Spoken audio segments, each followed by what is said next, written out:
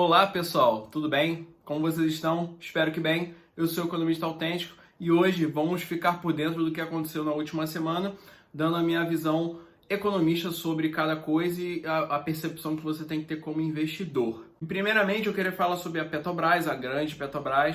Se tornou a maior empresa na América Latina, ela passou até a Vale, ela está bem avaliada, está muito bem ultimamente, e mesmo com as trocas dos presidentes, primeiro presidente nesse atual governo, que infelizmente a Petrobras é uma empresa mista, ela não é 100% privada, então ela vende indicações políticas e isso acaba dando um probleminha, mas ela não deixa de ser uma boa empresa por causa disso. Primeiramente, nós tivemos o Castelo Branco, ele mudou as coisas, fez bem direitinho, veio um período de alta de preços, e acabou que o presidente chegou e mudou esse cargo, esse administrador da empresa. E isso fez com que as ações tivessem caído, e realmente caíram. Isso foi uma grande oportunidade para quem entendeu, logicamente, isso após a pandemia, após a queda absurda que ela teve lá no início da pandemia. Isso foi uma segunda oportunidade para quem ficou atento para comprar, momento de comprar e entrar. Eu, logicamente, eu aproveitei essa oportunidade de saber que a empresa era boa e nesse momento estava descontada, porque ela é uma boa pagadora de dividendos, ela vinha se consertando por causa dessa gestão. Com o segundo presidente do atual governo, o Joaquim Silvio Luna, ele manteve a paridade de preço, ele ficou tudo certinho, conforme foi feito na época do Michel Temer, que o presidente da época do Michel Temer ele ajustou e fizeram toda uma regulamentação dentro da empresa para fazer essa paridade de preço. Porque na época da Dilma, ela mexeu na canetada nos preços e o preço lá fora não tinha essa paridade, não era comprado e vendido em dólar, era em real, então dava um problema absurdo de câmbio, então a gente não tinha esse controle. E por fim agora entrou o José Mauro Coelho. O José Mauro Coelho já trabalhou em ministério e já trabalhou também no setor de petróleo, então ele é uma boa indicação. E novamente, a parte do Estado teve que mudar o presidente porque o governo atual teve que mudar simplesmente porque o preço dos combustíveis está muito alto. Por que isso está acontecendo? Simplesmente pelo fato que o preço dos combustíveis estão altos, consequência grande vida da Covid, e agora é por causa da guerra, porque teve um produtor grande que saiu do setor, de toda essa produção, então acabou aumentando o preço dos combustíveis. E o que isso desencadeia? Nós estamos em ano de eleição. As pessoas, a parcela mais pobre, ou até um pouquinho da classe média. Muitas pessoas também da classe alta não entendem muito o que é o combustível, por que o preço dele está dessa forma, acabam não entendendo, isso altera muito votos. E como a gente está no ano de eleições, o presidente atual que quer se reeleger quis mudar, o Bolsonaro simplesmente quis mudar o presidente da Petrobras e dizer agora os preços vão melhorar e tudo mais, porque ele entende o jogo, ele sabe o jogo, ele não é bobo. Ele simplesmente mudou, o presidente atual não vai mudar esses preços, ele mesmo disse na posse, ele não vai mudar essa paridade de preços, ele vai manter os preços. Já tinha acontecido isso do Castelo Branco com o Silvio Luna, eles mantiveram, mas quando você noticia a troca do presidente da Petrobras, as pessoas que não entendem muito, vê os jornais comuns e entendem, caramba, agora o preço dos combustíveis vai abaixar, o presidente está tentando melhorar, mas ele não tem nada a ver com isso, ele só está tentando jogar o jogo político, que para mim é uma coisa ruim, porque a empresa não devia estar balizada nessa forma dela continuar, dela existir, ela não pode. Para mim ela tinha que ser 100% privatizada, ela não tinha que estar mista. A Petrobras tinha que vender vários polos dela, várias coisas que ela tem, que ela está fazendo, ela está desestatizando muitas coisas e vendendo, e poder, assim, no Brasil, ter outras empresas que explorassem também nossas bacias de petróleo. Aqui a Petrobras ela é grande, ela é muito boa para poder ir no pré-sal, ela tem toda uma estrutura cara para poder explorar o pré-sal. E aí, mas além desses problemas que o setor público causa, nós agora estamos com um problema na Receita. A Receita Federal ela está embargando, ela está segurando mercadorias nos portos. Isso pode atrapalhar muito a nossa inflação. Como temos menos produtos disponíveis e os que tem estão sendo segurados, né, pela Receita, os que sobraram vão ficar muito mais caros. Isso vai causar outro problema na nossa inflação. O consumo das coisas vai ficar muito mais alto. E vocês percebem o problema econômico que os setores públicos podem causar, esse principalmente a Receita Federal. Porque os funcionários ali estão querendo, os auditores estão querendo um aumento de salário. Eu acredito, gente, que isso é um pouco de egoísmo, porque a gente passou por um período absurdo na economia e essas pessoas ganham muito, elas ganham 26 mil reais por mês, sem contar as outras coisas que elas possuem. Isso é um valor exorbitante, eles querem aumento, eles não conseguem entender que precisa de gente para trabalhar em empresas, para as empresas pagarem impostos, para pagar eles. Na verdade, eles entendem isso, só que eles não respeitam, eles simplesmente não respeitam esse tipo de coisa, que eles só querem receber e receber, porque eles entraram ali com esse pretexto, eles fizeram provas para entrar ali e não tem respeito com as pessoas, não tem respeito com as empresas e com os seus funcionários.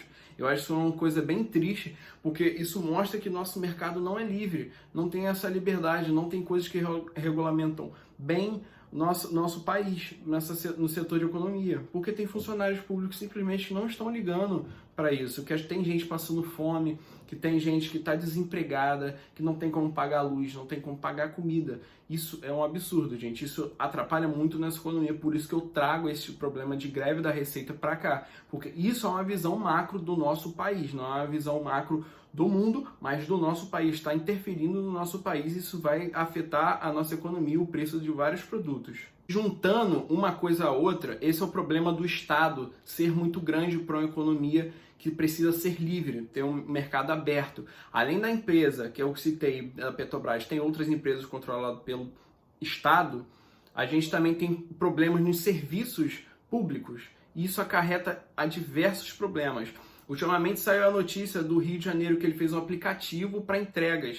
Isso não é bom, gente. Isso parece muito bonitinho, porque a maioria das pessoas que não tem entendimento sobre o assunto, não acompanham economia, não entendem sobre finanças, vão achar bonito, isso vai ganhar votos para os políticos. Isso não é legal, porque se em algum momento ele se der problema, quem vai pagar vai ser todo mundo.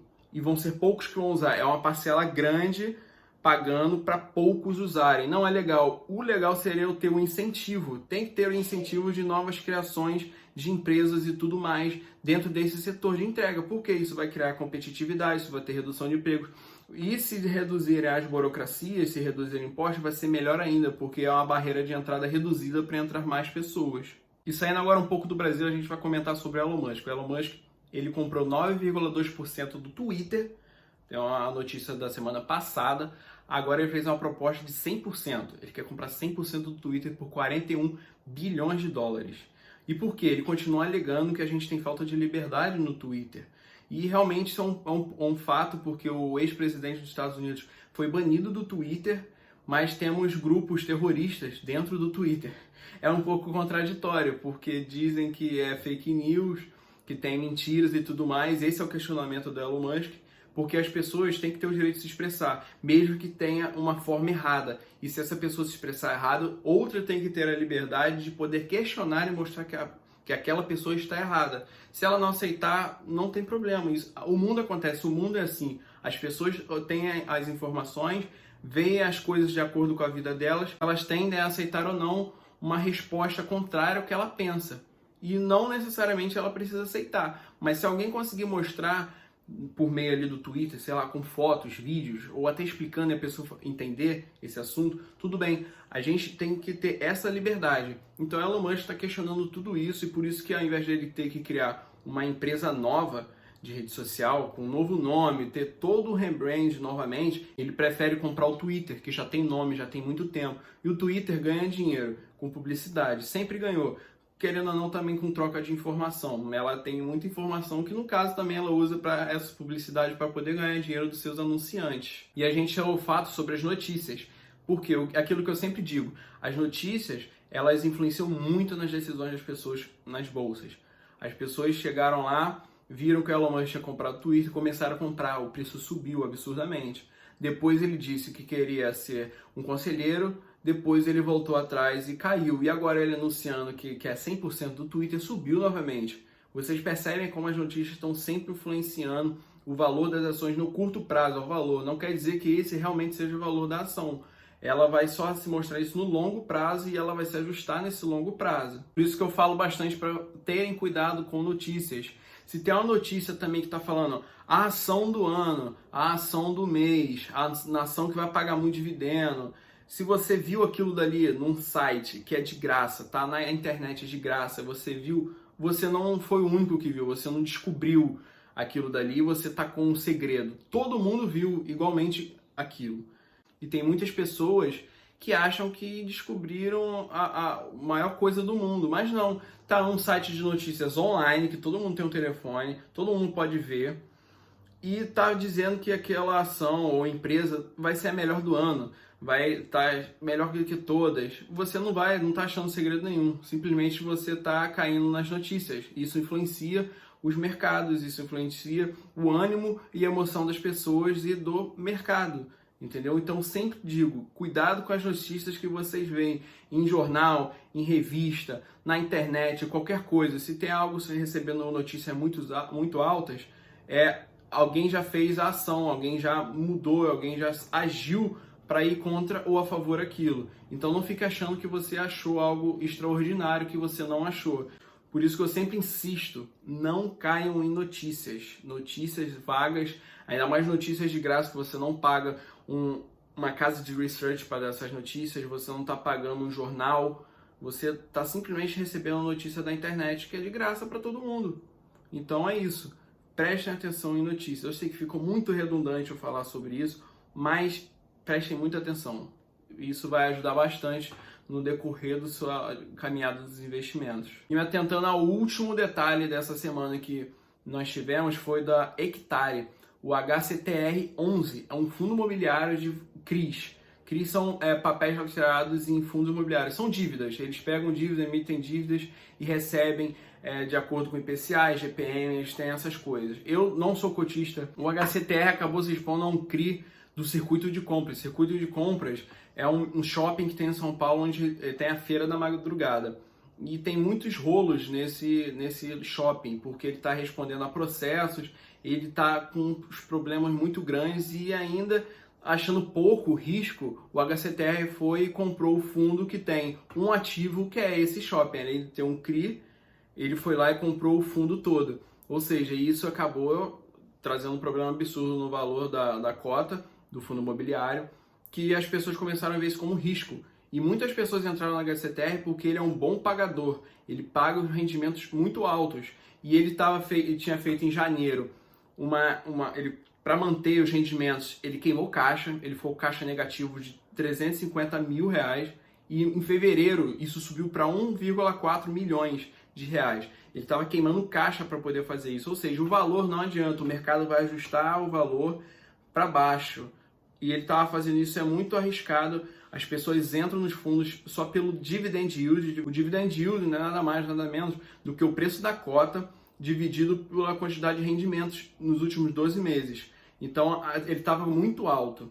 E as pessoas acabaram sendo atraídas por causa desses rendimentos altos por um papel barato naquele momento. E acabou se mostrando que não é assim, você não pode ver só o dividend yield, só os dividendos que uma empresa está pagando, um fundo imobiliário. Tem que ver qual é a gestão, o que eles estão fazendo, o que eles estão propondo. Os rendimentos estavam altos por quê? Porque é de risco. Eles se metiam em risco. Quanto maior o risco, maior o retorno. E dito e feito, é isso que estava acontecendo. O risco acabou se concretizando, eles se ferraram, eles tiveram um problema muito grande, isso acabou influenciando os rendimentos do fundo imobiliário. Então tá dando problema a semana toda, ele caiu 10% só essa semana, tá caindo bastante. E é uma coisa, uma visão, essa visão e a percepção que você tem que ter, que você não pode comprar só por causa dos rendimentos. Tem muitas empresas, fundos imobiliários que fazem isso para atrair cotistas, ou então elas queimam caixa só para manter o agrado dos cotistas, e eles querem fazer uma nova emissão para arrecadar mais fundos para poder segurar isso. E qual é o problema? Os gestores não tem risco, eles recebem de acordo com o valor, o tamanho do fundo. Quanto maior o fundo, mais eles são remunerados. No caso, são 2 milhões por mês que eles recebem, os gestores.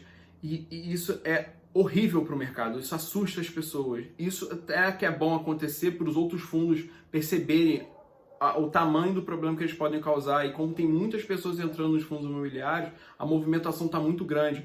eles não ficam mais escondidos na encolha. Como cresceu essa parte, as pessoas estão reclamando, as pessoas sabem aonde ir, sabem como ligar, sabem como mandar e-mail, e acaba trazendo problema para o fundo, que o fundo vai...